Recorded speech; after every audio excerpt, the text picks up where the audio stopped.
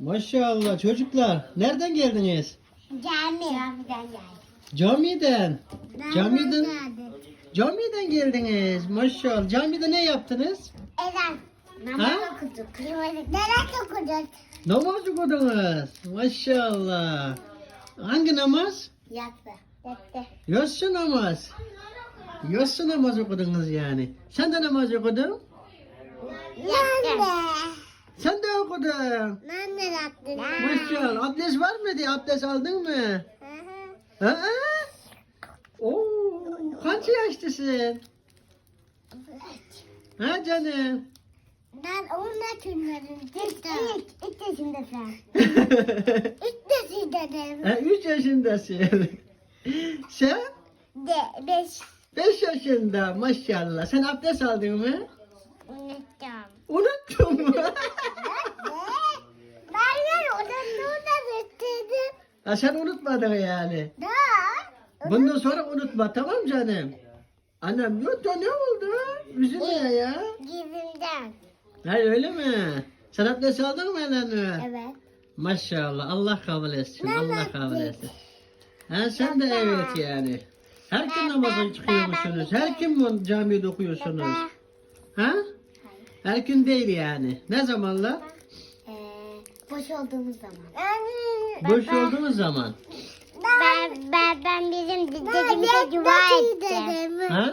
Bizim dedemiz öldü ya, ona dua ettim. Kime dua ettiniz? Dedimse. Dedemize. Allah makanın cennet eylesin. O Abdülhamit Han dediniz mi? O Çin zindanda şehit olan. Allah kabul etsin. Annem. İnşallah intikam alacağız. Çok özledim. Evet, bir gün özlediniz mi?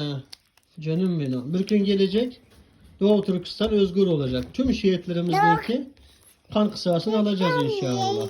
Canım benim. Başka kimi dua ettiniz?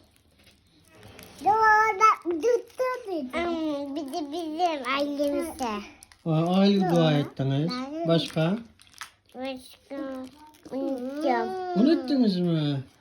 Tüm Bir de Doğu teyzemize. Türkistan'a, tüm mezlumlara, Bir de tüm Müslümanlara, sevdiklerimize. teyzemize. Hayır, Allah razı olsun canım. Canım, gühürüm benim. Siz Elanur Hanım, siz kimi dua ettiniz? Tanrım dedikler dua etti. Aynı şekilde.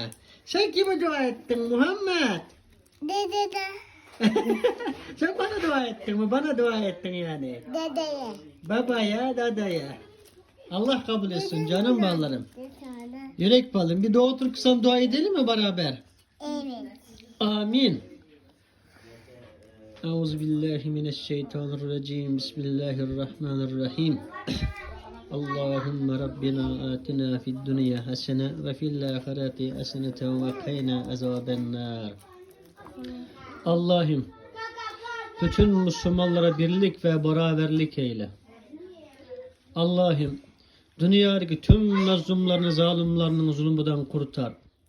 Doğu Türkistan'daki, Filistin'deki, Suriye'deki, Yemen'deki, Afganistan'daki biz unuttuk ve unutmadık, sen bildin. Tüm mazlumları zulümden kurtar ya Rabbi.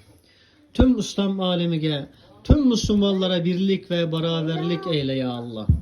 Allah'ım Müslümanlara güç kuvvet ver. Tüm mazlumlarının ümidi olan Türkiye'ye güç kuvvet ver Allah'ım. Türkiye'ni daha güçlendir ya Allah. 630 sene dünyaya hüküm etti gibi tekrar dünyaya hüküm etmeye nasip eyle ya Rabbim. Allah'ım tüm dünyadaki Müslüman çocuklarını, Müslüman güzel tatlı çocuklarını gerçek Müslüman gibi büyümeye nasip eyle Allah'ım. Allah'ım çocuklarımızı ilim irfanla büyümeye nasip eyle. Allah'ım çocuklarımızda din İslam için hizmet etmeye nasip eyle Allah'ım. Allahu Ekber. Amin.